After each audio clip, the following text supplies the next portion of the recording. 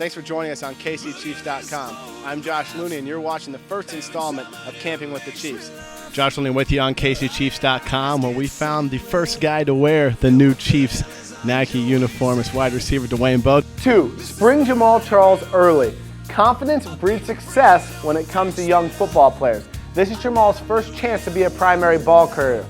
We're very honored to have NFL Commissioner Roger Goodell join us. He's in town to witness the game that never was between the Dallas Texans and the Dallas Cowboys. Commissioner, thanks for joining us today. It's great to be here. What's it again? Josh Looney alongside Bob Costas. It's NBC's Football Night in America visits Arrowhead Stadium for the first time in the show's history. It's time to officially usher in, where's my football? We're at the 101 banquet with celebrity guest John Amos. You might remember him from Coming to America, the Mary Tyler Moore Show. But what brings you back to Kansas City tonight? My love for the Chiefs. Chiefs GM Scott Pioli joins us following the first night of the 2012 NFL Draft. Welcome to the 2012 Senior Bowl in Mobile, Alabama. Josh Looney alongside Chiefs head coach Romeo Crennel. And thanks for joining us on KCChiefs.com. I'm on my way to Indianapolis and the NCAA, and Mitch, you've been a big part of this show and really a big part of my career as I've gone from a guy with no camera experience to a PR slappy to in broadcast media. So thank you, and of course thanks to all the 65 TPT guys out there as well. I just remember the day when they said, because you had been in PR, like in PR intern guy, and I knew you were a linebacker at Washburn, and they go, he's going to be like the insider online guy. I go, Looney is? You've been awesome. So congratulations to you. And I'm excited to see what's going to happen with the NCAA and rebranding Division II. That's going to be kind of fun. Yeah. I mean, you're walking into a brand new job, brand new thing, but with all of the avenues now that are available to market D2, and people need to realize how good Division II is in NCAA, it's going to be kind of fun. So obviously, fun I to have follow D2 you. ties, and I've been telling everybody, I've had a blast doing stuff with the Chiefs. The media stuff just kind of happened. It was never a career goal of mine, and now I go from a job that's just fun, talking about football, to a grown-up job. Put on the tie and all that good stuff. So it's bittersweet, excited for the future. Obviously, sad to leave the great people I've met with the Chiefs organization. Well, there's a game to play. So let's talk football. And this is your team, so that's why it makes it a little tough. Yeah, I grew up in Kansas City. Yeah. It's a team I grew up cheering for, rooting for. So obviously passionate about the Chiefs. The Chiefs aren't going anywhere, man. I'm going to be flying my flag high in Indianapolis. And seriously, I'll be keeping my Twitter account, so hit me up on Twitter if you're in Indy. I need a place to watch the games. And I'm serious. I need some fans to watch this with, so I'll be wearing my red each Sunday. Just check Joe Dana and all the Chiefs Kingdom guys, because they got all the database of where all those places are around the country. And so you can't eat at San Elmo's every night. So I don't know what you guys are going to do. That's the combine, combine tradition. All right, so Chiefs and Falcons starting off the regular season. Mitch, let's first get to how we got here. We spent so much time over training camp in the preseason talking about possible cuts and the things about the roster, and we finally at least know what this roster, at least the first edition, is going to look like. The cuts were announced on Friday night, and then the practice squad unveiled on Saturday. The Chiefs down to 54. Tamba Hali on this roster doesn't count towards the active roster, which I had wrong in last week's show. I thought he did count towards the active roster. The Chiefs roster 54 players, and then they'll have to make another move when Tamba gets activated next week to get down to 53. Not a lot of surprises to me, Mitch. Just 4 players who were on the 53-man roster at one point last year. Only 2 of them played. Donald Washington released.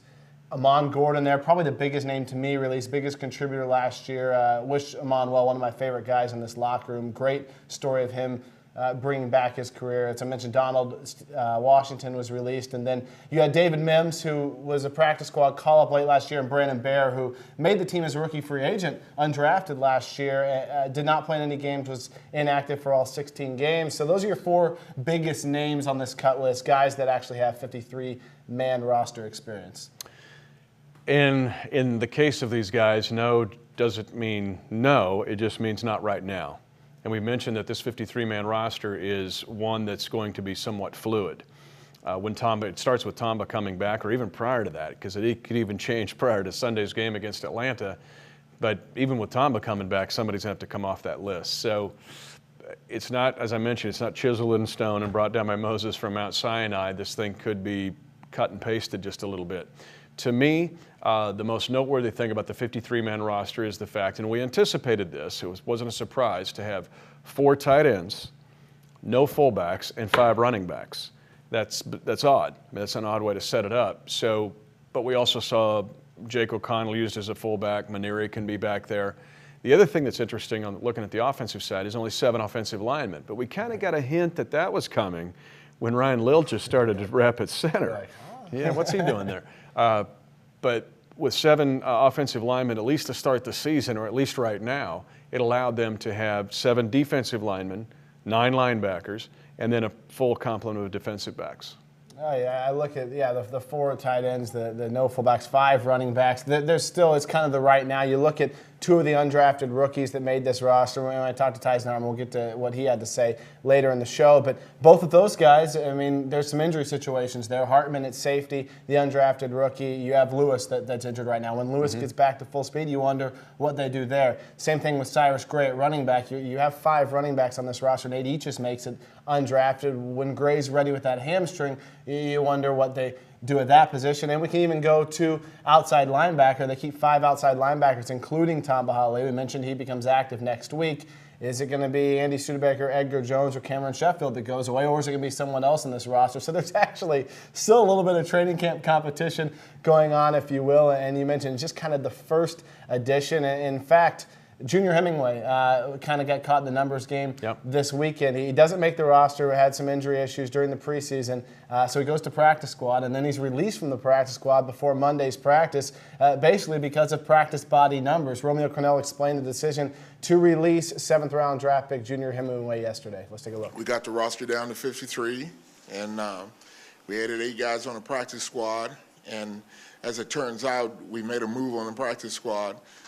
Junior Hemingway, we released him from the practice squad this morning and added Ranglin. I think as we were looking at it, we were a little heavy at the wide receiver spot, and so we made that move so that we could add an offensive lineman, make it a little bit easier at practice so we can operate practice more efficiently. And so we did that. I had quite a reaction on Twitter, Mitch, from fans. Hemingway, already given up on him. I think he probably comes back at some point. Sure does. Ranglin, the 2011 AFL Offensive Lineman of the Year, good story. You need more bodies this week on the line. That's your scout team offensive line. Right. That's who your defense is working with, and you never have less than 5 offensive linemen. So you have to have 5. That means you got Stevenson, Allen, Patterson, Ranglin, and Mims. If you don't have one of those guys, you've only got 4 offensive linemen. You don't want to use a starter on the scout team, or you don't really want to use Maneri to come over. You like to keep him healthy because he's going to be a big part of this team, I think. And so you don't want to use O'Connell and put a 70 number on him out there. So honestly, you don't want to use a defensive lineman. Who's going to come over? You're going to have Rapati come over and play right tackle or guard. So it's just a matter there of being practical and having 5 offensive linemen on your scout team. Yeah, people ask me, well, then why not Newsome? Why not Bellamy? Remember, Junior had this groin he's just kind of coming back from. You're talking about looks. Newsome, first off, is a great receiver to play the Roddy White, play Julio Jones, a big-bodied guy who can go up and get balls. In fact, he was one of the more notable cuts that kind of flew under the radar, in my opinion. We knew that he probably wasn't going to make the roster because the numbers crunch at receiver, but had a great training camp. The Chiefs like Jamar Newsome, so you need him on looks. Josh Bellamy, speedster guy, he's a good guy to give you looks, and he's also a guy who's going to run around on special teams. So from a practice squad perspective, you needed that extra offensive lineman. I don't think it's anything on Junior. I expect Junior to come back at some point. He had the groin. It's all about looks this time of year, and that's why practice squads shuffle. Well, and I think the practice squad, the 53, and the active 45-man roster every week is going to be opponent-specific. I agree. The way that this roster is set up, I tweeted out, and you can follow me at Mitch Holthus, and one of my biggest regrets, or I'm shattered that I never caught you in Twitter followers. I got to about 2,000 and then couldn't get any closer. So if you follow Josh and want to come follow me, now that he's gone, I lost like 100 followers after I announced that I was gone. But then come on over. But then some of them came back and was like, oh, he's still another week, so I need to refollow. Just come on over. That's okay, buddy. It's like giving your voters, giving the Electoral College to me. All right, honestly, but I tweeted out that the fact that you can have 5 running backs and 4 tight ends is the fact that those guys can all multitask. It was the focus of finding the 53 almost every day during my time in St. Joe when I was trying to point that out, because Maneri can catch it, he can block it, he can play fullback from tight end.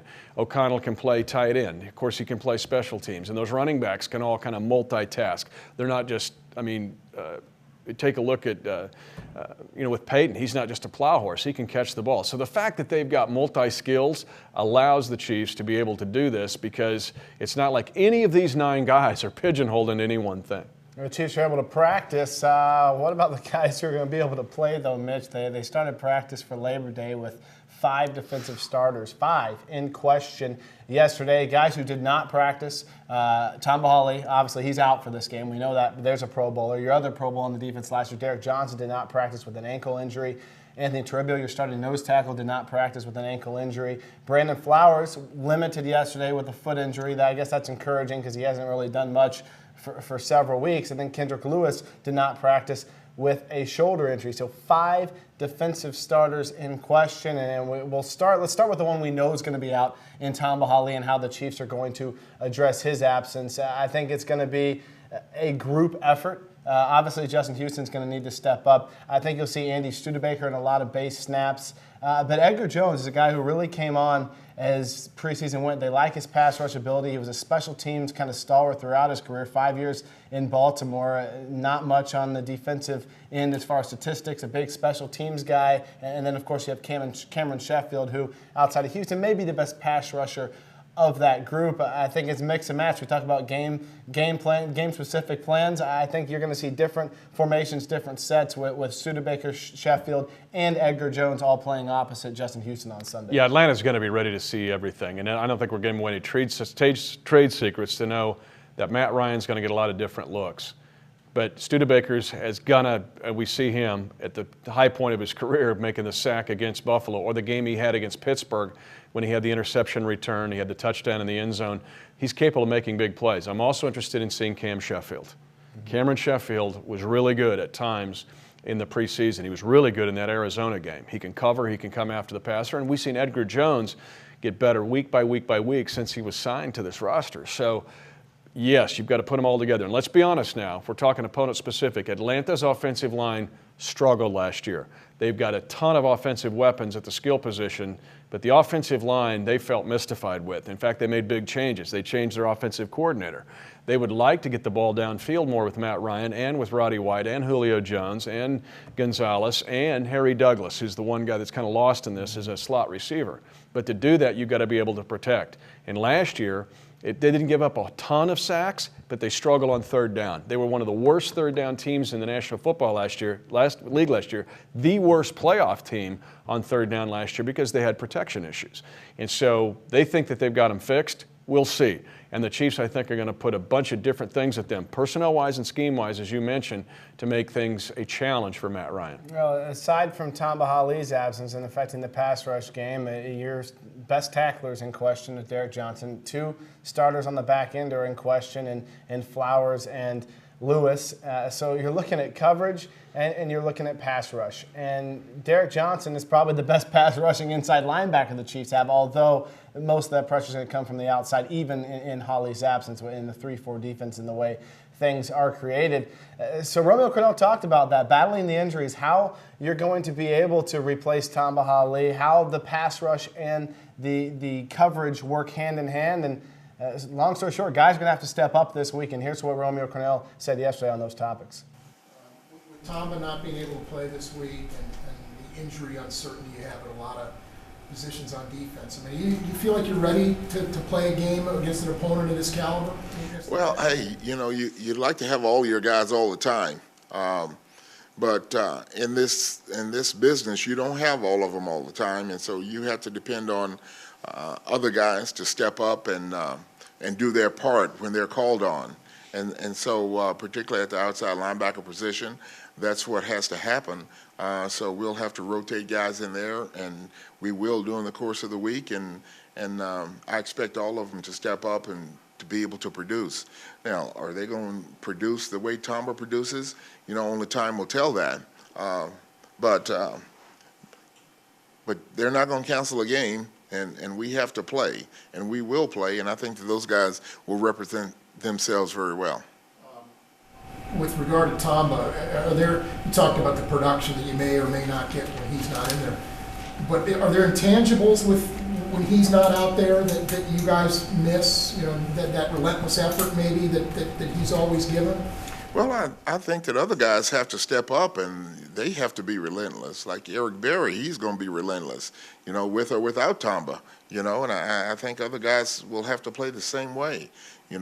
Tyson Jackson, he plays his game. Dorsey will play his game. It's the young guys that you don't know exactly what you're going to get, from this scenario. Construction, the coverage, they go so hand in hand. Well, what's the bigger challenge, replacing a guy like Tom Burrow, generating that coverage or the pass rush, or getting guys in coverage that are going to be reserves behind Flowers or Lewis game? Well, like you said, it goes hand in hand. And the better pressure that you can get on the quarterback, the better chance that the coverage can do a good job. And now when you talk about pressure on the quarterback, that's not sacks all the time, If you can get the guy off the spot and destroy the timing, if you can knock a ball down, and those things like that, or if you can just collapse the pocket and make the quarterback feel the pocket closing in on him, now he gets the ball out maybe quicker than he wanted to. And all of those things impact the quarterback. So as far as judging whether you're getting pressure, completion percentage, the opposing quarterback is a key stat for you looking at it? Well, that and then where the balls are going, you can have a good completion percentage, but if he throws 2 touchdown passes, you can still lose the game, on big plays. So, the final outcome is the score. That's the final deal. And then you can look at the other components and see how you did there. But if we can hold the score down, all right, and not let them score touchdowns and force field goal attempts, then we're going to have the best chance. Quite the challenge the Chiefs faced defensively in this game, Mitch. Talked to Derek Johnson and Brandon Flowers yesterday. They're doing what they should. They've got their poker face on.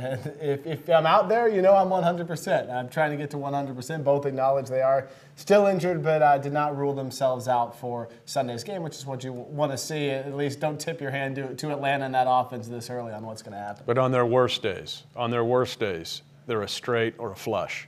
On their best days, they're 4 of a kind. And the question, I'll be stunned if both these guys aren't ready to go because they're both warriors. In the case of Derek Johnson, they're both explosive players. We've seen Brandon Flowers change games. This essentially won that Cleveland game on the road in 2010. And then he was able last year, of course, to pull off his game against Oakland with the pick 6 to the black hole. But they're both explosive players. And against an explosive offense, it's good to try to create turnovers. Atlanta was very good last year in the giveaway takeaway. But if they're holding poker hands, if I'm betting on the side bet, I'm still going to bet on these guys to be out there and compete. In the case of Brandon, the big question is, and the time I was going to tell you, the big time is 10:31 a.m. when the inactives come out. That's right. And people are going to be sitting there waiting with bated breath, like who's on this list and who's not. But the fact that Brandon Flowers has gone since essentially July the 30th. We say July 31, but he came out early in that practice. Mm-hmm. That was in the first 30 minutes or so of that night practice at Spratt Stadium. But that is one of the guys on this team I won't count out, or DJ. Yeah, it's been a month. It's been a month. But if there's anybody that can pull it off, it's that cat. Yeah, I agree. And people on Twitter especially have been, what's the status, injury status? When do you think we'll find out? You're right, 10:31 a.m. There's no reason to say out. These guys are trying to get back, so you're within the league's guidelines. They're both probably going to go in as questionable, I would imagine, to this weekend. Mm-hmm. And we'll find out about 89 minutes before kickoff when the inactives come out, if these guys are in the lineup or they're not. And that's what's great about the NFL, that both these guys are truly questionable for this game. And we'll find out what with Lewis and Toribio as the week goes on as well. But specific to Flowers and Johnson, the 2 biggies on that list, I think we'll both see questionable statuses heading into Sunday. But what we got to understand is with Flowers and Johnson, they are both warriors. Now, we see prominent guys in this league. Sometimes maybe the lesser injured guy, I can't go. If these 2 guys have a fault, it's I'm going. Mm-hmm. And so, and again with Brandon Flowers, I don't know this for sure, but it might have been he tried to come back too soon. He did. He was in full pads. He tried to come back for the joint practice on August 7th against the Arizona Cardinals. Full pads, came out there, went through some individual drills, and then about 20 minutes later was back on the bike. So the last time we saw him in full pads, and I think he tried to push it back a little early, and then who can blame him? He's a competitor. He saw Larry Fitzgerald on the other sideline and said, I want to get out there. Yeah, and he wants to be out there against these Atlanta receivers who are outstanding, as we mentioned. So I'm not going to bet against those two guys. Well, here's what Derek Johnson and Brandon Flowers said themselves about their injury situation heading into Sunday. It is what it is. Nobody likes being away from the game, when you're passionate about the sport. But you got to deal with things as they come. I'm looking forward to getting back out there now with my team and just going from there. When you first got hurt, did you imagine at that time you'd miss the whole preseason? You can never predict injuries. I definitely want to get it back out there soon and during the preseason, but I didn't. So just get ready for the regular season. Is this an error on the side of caution injury, you think, more than anything? I don't want to get it too much into injuries. The training staff will know what's going on. You can ask them; they'll let you know what was cautionary and everything about that. But like I said, if I'm ready to go on Sunday, I'll be out there. That's the plan. That's the plan to get back on Sunday. I'm a ball player, so it's going to be hard to sit this one out. So, like I said, if I can see progress every day, and if I suit up, on Sunday, that means I'm ready to go. Well, let's start with Flowers, Mitch, because it's even bigger issues if he can't go, because Jaleel Brown limited yesterday with a groin injury. He started the 3 preseason games, first 3 in Flowers' absence, hurt his groin against Seattle in Game 3 and did not play in the preseason finale.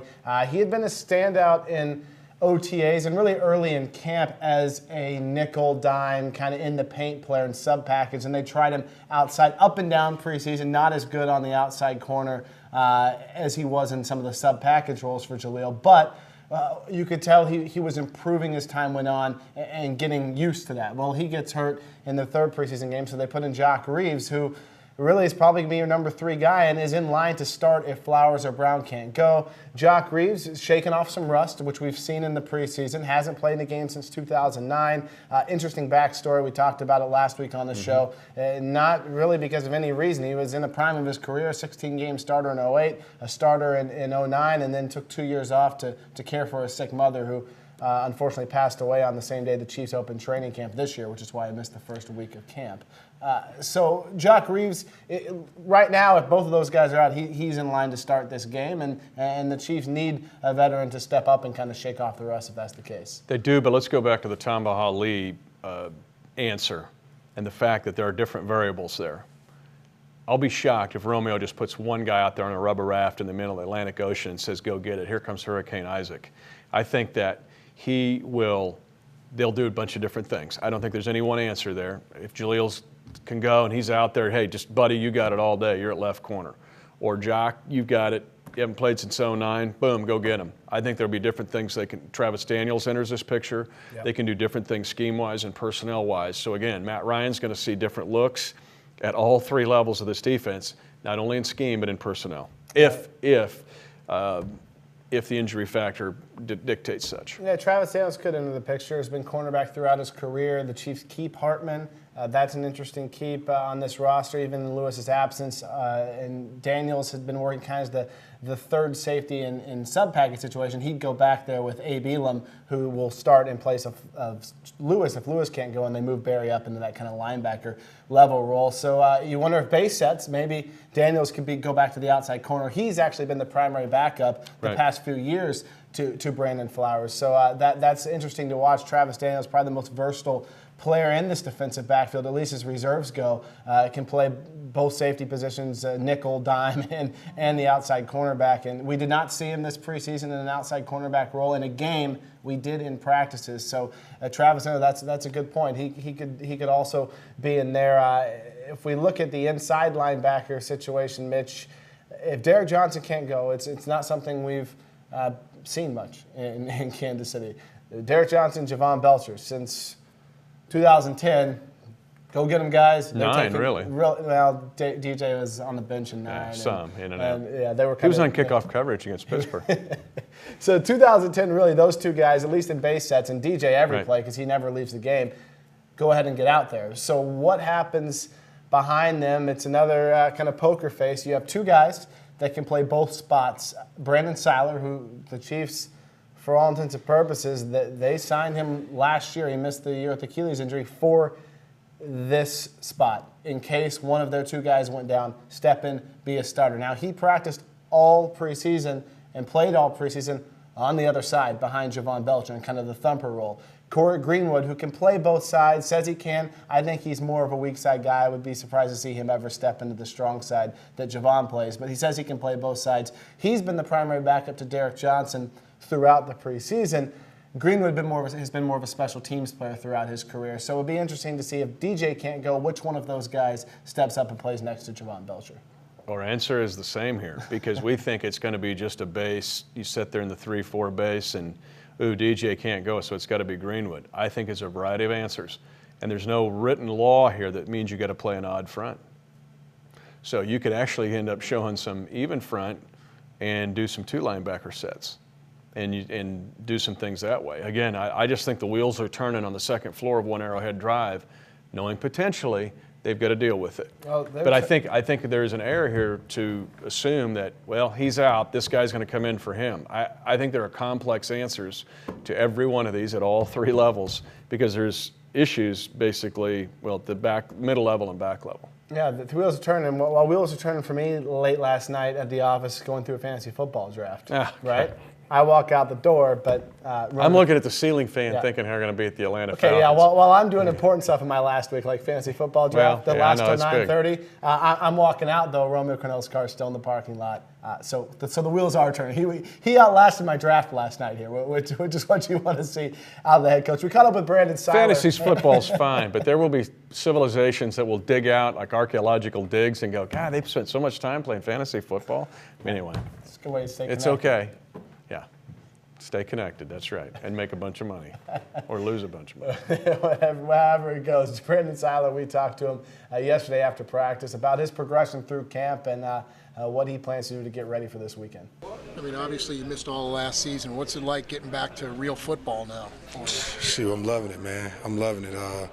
I just like being back out there, trying to compete every day and give us a better chance to win games. How are you feeling? You know, the ankle flared up right at the beginning of camp, and you were missing some practice, and since then it seems like about a month's passed, and you've been out there every day. Yeah, that kind of bummed me out at first because it was like one of those setbacks that you have. But you know, it's all better now, so I'm all good. One of the things about you, when they signed you 2 years ago, they said they liked you because you could play both inside positions. In San Diego, did you play on both sides, or were you more just strong or weak? I played both of them. Throughout the time that I was there, I did play both of them. And how different are the two? You said they're different positions. How different are they really to learn if it's a quick week and you have to jump to the other side? They're different, but not drastically. It's not like moving from outside to inside. They're both inside spots, so they're different. It's little stuff that changes, but not that much.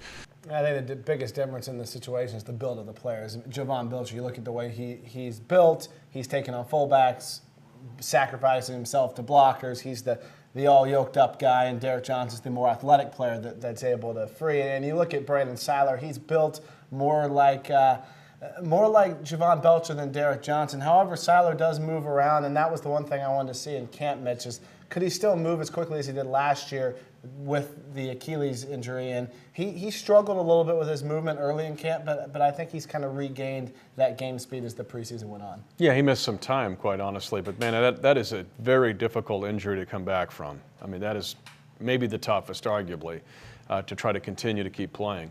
But just to be honest, kind of the Mike and Will linebacker, that's the only 2 positions that really flip. And when the offense shows strong side, they'll go whoop, whoop, and that's about it. You don't see an entire linebacker corps flip, where Atlanta will, because Sean Witherspoon of Missouri becomes a key guy in this game. They like to put him on that weak side position and bring him off the edge. But Seiler, that Mike backer, is closer to being a defensive lineman in size. The Will backer, the weak side backer, the Derek Johnson, Corey Greenwood, is more like a safety in size. And so it's not super easy just to slip over from Mike to Will. And you've got to play the open side. You've got to be able to turn your hips. You've got to be able to read and rush the passer, or you've got to be able to cover and handle screen passes a little bit more. So, yeah, it's a challenge. The other challenge in the run game as we keep going down this list, the final guy, and hopefully just Tom Holly's missing off the defense this week because these guys are all trying to get back, but it could be up to 5 based off the way the Chiefs started practicing. 6 if you count Jaleel Brown in there as well. Alan Bailey's on there too. I didn't even mention Alan Bailey. That's a big guy in your sub-package situation. So let's look at the man in the middle, though. Anthony Turbio has been so good this preseason. injured his ankle and went into the locker room, did not return in the third preseason game against Seattle. Hasn't practiced since. Is moving around better, and obviously they didn't put him on IR. They feel like he's going to come back at some point. If he can't go, Mitch, you have two nose tackles on this roster, the Poe brothers, Poe and Powe. Dontari Poe, and I don't. Romeo Crennel hasn't tipped his hat here either. Jarrell Poe could very well draw the start, but it could be your first-round pick making a start in the base defense and maybe even being kind of a quasi three-down player when they go into sub package. People have been talking about this guy all the time. Oh, he's not working with the first team. He's not doing as much in the base defense. Well, here it is. He could possibly be what they drafted him to be long-term, a three-down player against the Atlanta Falcons in his NFL regular season debut. I gave the analogy of saying in swimming lessons they wanted him to take beginners and just ease him in to get him up to that intermediate stage. That ends with all these injuries. It's jumping into the deep end of the pool with the Atlanta Falcons opening week, base, sub, in the gap, head up, pressure, play two gap. Don't let Michael Turner run downhill in the middle, because that's a real problem if that starts to happen. Yep. And keep in mind, this Atlanta team was the only NFL team to have a 1,000-yard rusher, a 1,000-yard receiver in Roddy White, and the guy we know very well having a tight end that had 850 receiving yards. But if you look at Atlanta on the road, it's a very clear demarcation line. When Turner got going, they won. When he didn't, they lost. They were 4-4 on the road last year, and you can go right down the line at Michael Turner. So this is a giant week for Dontari Poe. Ahead of schedule, but we've heard Romeo say it daily, almost daily, that when this happens, guys have to step up. And hey, this might be a week Dontari Poe has got to work ahead of schedule on his growth and maturity curve. Whoever it is, whether it's Corey Greenwood, Dontari Poe, Andy Studebaker, there's a number of guys who need to step up on this roster, and they hear it loud and clear. We talked to those three guys yesterday after practice. How much of the work did you get since Derek wasn't doing much today? How much? A little bit. Yeah, I got in there a little bit. Javon was taking reps. Brandon was taking reps. So all I can do is get ready to play. Can you play both those spots, those inside spots? Or? Yeah. All three of us, we should all know both inside spots. And of course, usually you guys are the last to know who will actually play, right? Exactly. So they keep that a secret. They got a good poker face. So all you can do is just get ready to play. Obviously, they're a great team. They've done some big things in the last couple of years, and they've got a lot of great players. But so do we. And we've been working hard all camp. We've known that they were coming this entire time, and I think we're going to be prepared and we'll be ready for them. Andy, a sense of urgency out of practice today, knowing it's a regular season and all that kind of thing. Yeah, it always picks up a little bit. I mean, now that they count, and the team's together here for the long haul, and that first practice is a chance for us. We're focused solely on one team against Atlanta, and so we're getting a good idea of what they're doing. And anytime you can spend 2.5 hours on just one team, it's going to pick up a little bit. Andy, what do you miss from Tamba outside of the pass rush ability? Maybe inside the huddle, inside the locker room, things like that's missing this week. I think anytime you miss somebody from your lineup due to anything, whether it's this or an injury or whatever, anytime you're missing a veteran leader, you're just going to miss those type of leaders in the lineup. But this is no different than somebody getting hurt or being out for a quarter or whatever, and we'll miss them. But we gotta pick it up. We're gonna have to count on a lot of different guys and pull together as a team and just circle the wagons and just play hard. It's gonna be a big challenge for us, but it's up to us to kind of step up to that challenge and play the best of our abilities. And you got a couple guys kind of nicked up on the front line. How much more will that mean for you, do you think? It just means more guys got to step up, myself included. That's a part of this game. People get hurt, people get injured. It's up to the people behind them to step up and make more plays. So that's our defensive preview as the Chiefs get ready to take on Matt Ryan, Roddy White, Tony Gonzalez, Julio Jones, Michael Turner. The good news, Mitch, offensively the Chiefs are healthy. It looks like they're going to be able to run out their full string of starters, their full line of guys, and the reserve skill positions as well. And it's interesting because people looked at this team going into this season, nationally, locally, and most people say, okay, potential for a top 10 defense. Offense has some weapons, improved, but defense should carry the offense, especially earlier in this year. And it looks like week one, it's going to be flipped. If this injury situation stays the way it is, you could be looking at an offense carrying a defense and needing to score a lot of points on Sunday. You hear the complementary football term used a lot around One Arrowhead Drive, and that's going to be the case all year long. But in week one, I put it in italics in a real big font because this may take a Green Bay type of effort in the way that the Chiefs were able to beat Green Bay last year. And it's what's interesting is last year Atlanta was a high time of possession team. They were one of the top teams in the league at hanging on to the football. People expect them to just chuck it downfield. They have not done that in the past. I mentioned their offensive line. All right, let's go to the Kansas City. Time of possession, moving the chains, being in favorable down and distances. Daboll preaches it every day, like you're in, master's class here. And I think sometimes that's always the case. You're going, well, that's just obvious. Some games, though, it becomes more paramount. And I'm not so sure this week it's not a real big story. I'm wondering what we haven't seen this preseason. Daboll showed a little bit of Charles and Hillis in the backfield at the same time. He showed a little bit of that. Not a whole lot, though. And I would imagine if I were an offensive coordinator, you can believe that there's probably a lot more packages he's got in store with those two guys. We only saw a preview of how they're going to use Dexter McCluster. He looked great this preseason. I'd anticipate we probably see some stuff with Dex that we didn't see this preseason. I wouldn't say that Daboll was bland, Mitch, during the preseason because that's not the way he is. He's an aggressive type of coach.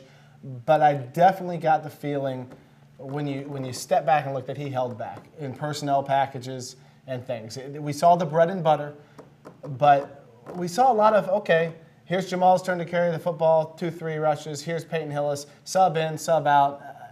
I think we're going to see some interesting sets in the backfield as well as McCluster getting in there. I just think that we're going to see a whole lot more this Sunday than we saw in the preseason at all. Well, the last two preseason games, I think it got pretty bland. It wasn't like they were just shooting out a bunch of formations. The first 2 weeks, it was a little bit different. But the last two, and for sure the fourth one. But I hear shuffling of cards upstairs, and that's Daboll shuffling against his buddy, Mike Nolan. Again, the Atlanta Falcons make it to the playoffs again, but they don't win a playoff game again. They blow out both coordinators. It's like Arthur Blank is kind of putting some pressure here on Mike Smith and this team. And Nolan comes in to be the defensive coordinator. Give Kevin Brebner credit, the Brebs man, our research analyst, Mr. Production that knew free agent signing this offseason. Key free agent former signing. Practice squad player. He's the Tyson Hartman of this team. He's surprised, made the 53 as an undrafted free agent. Nebraska, I should say, Hartman out of K-State. But let's go to the Nolan-Daboll factor. Chess game. The shuffling of the cards. This is riverboat gambling, baby, and the chips are on the table. This will be one of the most fascinating parts of this game is the fact that two guys that are highly respected at their respective roles are going to be playing this big poker game in front of 75,000 fans. Yeah, Daboll, Mike Nolan schemed with each other in Miami last year in practices throughout. You say the name Mike Nolan, and if B-Rad were on this show, he would probably pass out. And I don't blame him because the Chiefs, Brad is scared to death of Mike Nolan because the Chiefs historically against Mike Nolan defenses have not fared well. So to Brad, Mike Nolan's the best defensive coordinator who ever walked the face of the earth just because every time. Well, he's pretty good. He is very good. But that's something to consider as well. And obviously, personnel changes, coaching changes. But Mike Nolan, his stops, he has had a lot of success against the Chiefs throughout his career. Yeah, and Atlanta's made some interesting moves. They're spending a lot of money in their secondary. You got Dante Robinson. They traded for Asante Samuel. And Brett Grimes is their franchise guy. So that's three corners that are eating up a chunk of change. At linebacker, they decided not to pay Curtis Lofton.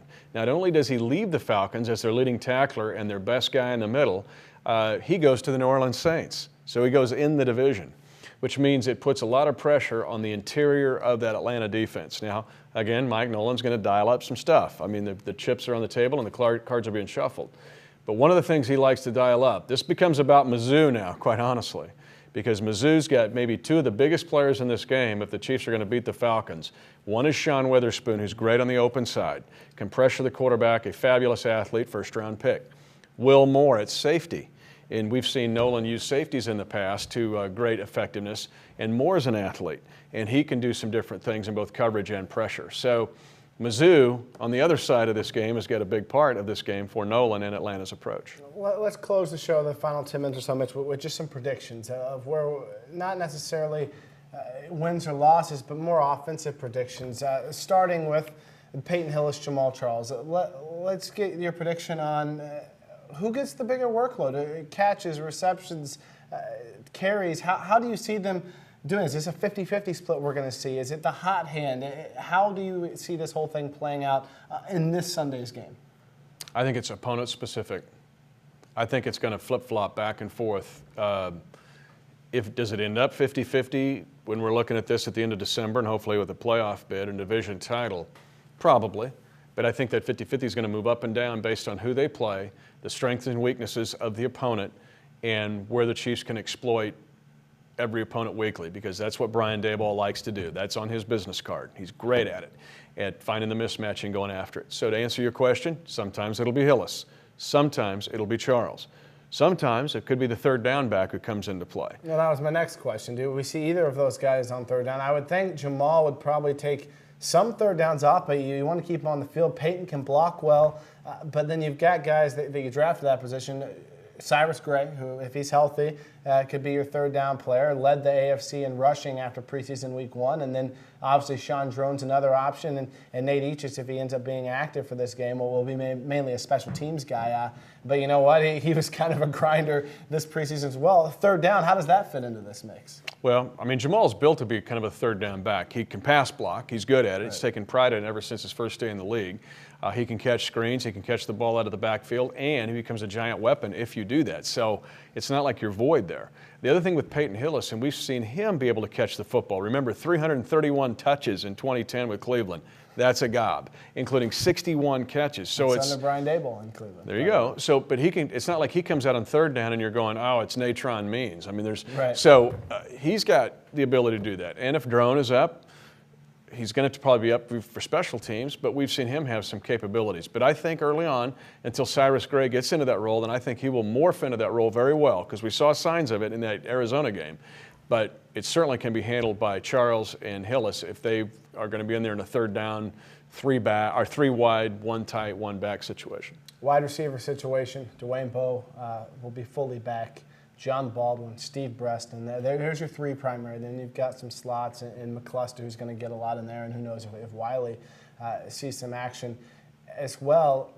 Interesting to me, Mitch, how the top three kind of mix and match, because last year when Baldwin came back, it was Breaston, Bowe, and this is the big misconception among a lot of Chiefs fans, that Breaston just shoved into the slot. It was Breaston and Bowe outside, and John Baldwin kind of lined up inside, and some of those are you can cross in motion, but that was generally the setup. I think John Baldwin now is kind of established himself as an outside receiver on this roster.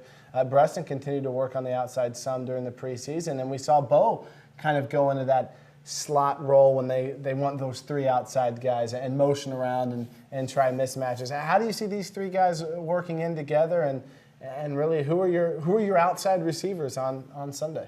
Well, it goes back to the chemistry factor, because what I've been able to pick up since Bowe joined the team, that there's no issues there. It's not Baldwin going, are you going to get my catches and yards? No, there's none of that. Now, again, it becomes opponent specific. The best thing about the Green Bay game, other than defending the run, which was key, was the fact that all three of those guys, Bowe, Breaston, and Baldwin, got their top catches in the preseason in that game. All got double-digit receptions early in the game. Real good sign, good sign. The other thing is Atlanta does not have big corners. It's not like that 6'4" dude that Seattle's got, the young guy, the Oregon State guy that's like gigantic. These guys are smaller corners, and that's just the way that Mike Smith has built his defense. But Brett Grimes is not a big physical corner. Asante Samuel has never been a big physical corner. And even in Dante Robinson, he's more finesse than being physical. So if you want to look at a matchup in this game, the Chiefs are putting two of the most physical wide receivers in the National Football League on the edges against guys that aren't necessarily that physical. What has changed with this team, for maybe forever with this group is the comma factor. And you'll hear me say it on the radio play-by-play because you've got Bo, Breaston, Baldwin, Wiley, McCluster, We haven't talked about the tight ends at all. I mean, Gonzalez is a huge weapon for Atlanta. We all know that. He's going to the Pro Football Hall of Fame. But the Chiefs, for the first time since Gonzalez left, have a complement of guys that, as a group, can kind of do what Tony does. Because we mentioned that too. They're not Gonzalez, probably not Hall of Fame tight ends, but as a group, they do provide a multiplicity of weapons. So there's 3 more commas to put in there. I'm going to put Maneri in that group. So all of a sudden now Atlanta has got some issues. It's not like we're going to pin the heels. You got 2 guys to defend. We're going to spy Charles, and we're going to take away Bo. Now what are you going to do? Well, those days right now are over. Kansas City can do a lot more things now to defenses than they have maybe since the late 90s. How many points does it take to win on Sunday for the Chiefs? Ooh, I hope it's not over 20 because you can't get into a 35-31 game in this, my opinion.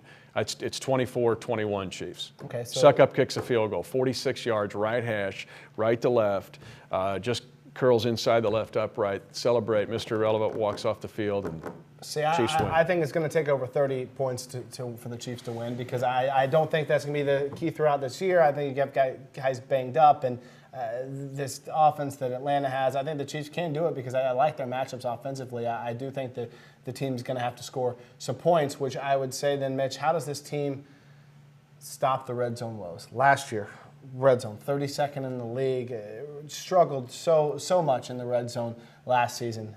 An emphasis all through OTAs. Brian Daboll said that this team was bad in the red zone. We've got to fix it. OTAs, they go after it. Preseason, they go after it. Training camp, they go after it. We just saw the other night against Green Bay. Chiefs ones play right with the Packers ones. Right with them. Offensively, defensively. What happens? Stall out in the red zone. Yeah. And that's the thing to me. If you want to talk about matchups individually, team matchups, the thing that the Chiefs can't have happen this weekend is stall out when they get inside the 20. They have to capitalize on those opportunities because I think Atlanta is going to score some points in this ball game. How do the Chiefs go about making sure they have red zone success? Well, if Daboll has held a hold card, I think it's some of the stuff he's going to do in the red zone because he knows that they've got to do something differently there. But you and I have talked about it before. Because the vertical game squashes down in the red zone, you've got to be good laterally. Meaning if you can attack 53 yards of the field, the width of the field with different guys doing different things, and you can still get matchup issues down in the red zone. And then there's times you just got to line up and hit people and get them in there, which Hillis gives him that chance, or Hillis blocking for Charles gives him that chance, or they go to some kind of big package. But still, they have better weapons now. It wasn't great in the preseason. It was okay, but it wasn't great. But it was better. You've got to be able to attack all 53 yards width of the field in the red zone. Got my buzz here, an email from Jeremy Slavens, Director of Special Events, giving me the lowdown on Red Friday. Some of you have asked about Red Friday. You will be on the Power and Light stage, about 6:30 to 7:30? Is that 6 to 7, yeah. Around 5:30? I think drink specials start downtown this Friday night, Kansas City Power and Light around 5. Get down there. It's going to be fun. Chiefs cheerleaders, Mitch, players. I believe Scott Pioli will be there. Shauna Hill will MC it with you, our host of Red and Gold. So a lot of fun. Always a lot of fun at the Red Friday kickoff party downtown. Lots of stuff going on, though, and it looks like they're going to be sending out the release that we'll put on KCChiefs.com later on today. Stuff going on all across the city, from logos painted in iconic locations, buildings going red, fountains on the plaza. Red Friday magazines, once again, $2 suggested donation if you're in Kansas City. It's going to be all over the street corners. It benefits Big Brothers Big Sisters. So $2, get a little fun preview for Red Friday. Support a good cause. I see here smoke planes painting the town red on rush hour trips down 70 and 35. So don't worry, Agent Orange isn't going to be falling from the sky. They're painting the sky red around Kansas. We're going to new levels, man. This is new levels of Red Friday, but it's honestly one of my favorite days of the year because NFL teams across the globe, the country, try to replicate Red Friday. Everybody sees it, they go, ooh, this would be kind of cool just to turn and I would say turn the region on. And we have people that watch us online from from the United Kingdom to Canada to Belize to Colombia. Make your community Red Friday. Everybody you want to. I want to see somebody in Saskatoon go Red Friday and just go nuts. We got a Canadian, we got Corey Greenwood. Come on, bring it. But I love it because this town and even the region, the communities, Topeka and Wichita and St. Joe and Omaha and Lincoln, they'll have Red Friday activities as well. And it's giving me chills to think that a whole region and a whole franchise can treat it like it's the 5th hour pep rally in high school, and I think it's awesome. 20th year, I believe, it is here for Red Friday and the tradition in Kansas City. Again, later this afternoon on KCChiefs.com, a full rundown of events if you live in the area. If you don't, log on to KCChiefs.com. Of course, we'll have video recap, probably some social media recaps. Lots of fun going on as football is back in Kansas City this Sunday. Chiefs have some injury issues going into it. They've got some offensive playmakers going into it. It's going to be an interesting ball game, Mitch. It's also a great weekend for football in the area. Missouri has Georgia coming to town Saturday in Columbia. K-State's got Miami. K-State's got Miami. Football fans, look, you had the kind of the preseason for Chiefs last week, some of the preseason for the school I first signed with, Missouri State, going getting hammered by K-State. Charlie Weiss getting it's 9-9 in the third quarter, though. Getting his, it was 9-9 in the third quarter. Charlie Weiss getting his first win against a 1AA squad, and Missouri putting the throttle on. So the local teams had their kind of preseason kick. Yeah. The Chiefs had their preseason. Regular season football starts all around the area on Friday, I'm going to say. Red Friday. Have fun watching your favorite team. I'm going on all Saturday. bobbleheads, baby. But Best don't wishes stay out to too you late. in Indianapolis. Don't stay out too late. It's going to be tailgating. This needs mojo from every one of these bobbleheads. I'll be watching from Indianapolis. It's going to be a lot of fun. Of course, I'll be at the game cover. Look, I put in too much work this offseason to bow out before the game. I'm not leaving myself. I kind of extended myself, Mitch. I'm not leaving myself much room to get my life in order because on the Monday after the Chiefs' victory over Atlanta, I'm flying out to Indianapolis to find a place to live and then start a week after that. So I wasn't going to miss at least one. We're going to go 1-0. I've done too much work on this team to not see one game that counts. So as is KCChiefs.com through Sunday. Then next week, Chiefs Live. We're going to narrow it down to 30 minutes until they figure out what they're doing with my replacement. But it's going to be you. Maybe they'll bring in B-Rad. Chiefs Live, same time slot, Tuesday at noon next week. Mitch Holthus, switch around. We'll even put you on the left side. Our I viewers want to be right. over there. Get in this chair, the captain's seat. Close to the Emmy. And who knows if maybe Kevin Brebner can sit beside you, our top producer, and he can break down how Brian Dable carved up Mike Nolan since he was with both of them last year. Yeah, he stays. He's the nugget master. You always need a nugget master, and Brebs is the nugget master. He will also be the outbreak monkey from camp. That's another matter. But I like nugget master better. Thanks to you, Mitch. Thanks to all my guys with 65 TPT. It's tough to leave them.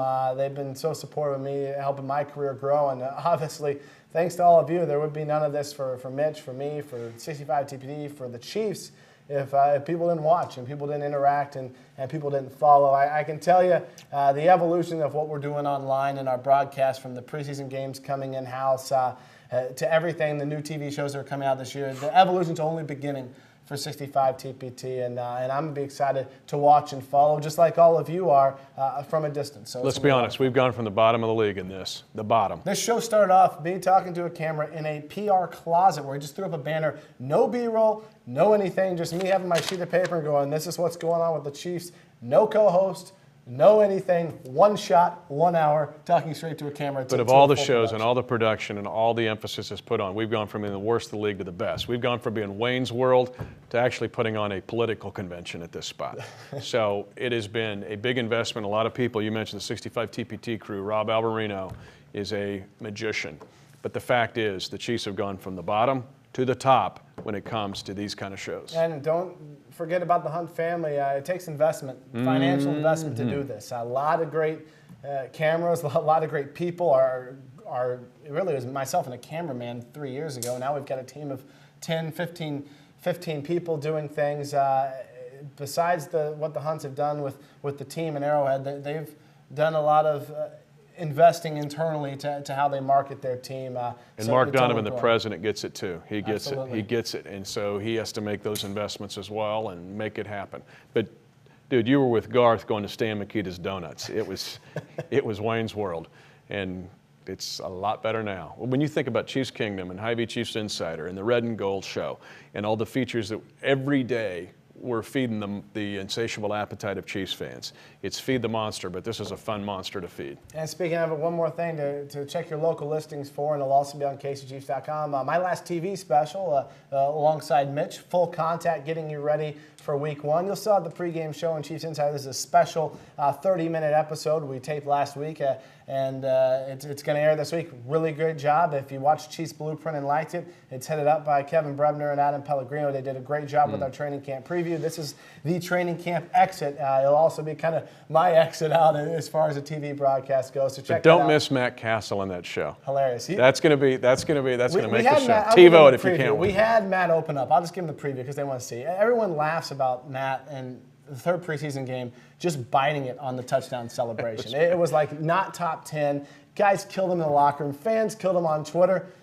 We just haven't to explain it. What were you doing, man? So in Full Contact, Matt's going to take you step by step through his failed touchdown celebration with Dexter McCluskey. And his adjustments for the future. And his adjustments for the future, how that will not happen. So keep an eye out. Thanks again to everybody. And Mitch, we'll see you next week on Chiefs Live, brought to you by your Midwest Ford dealers.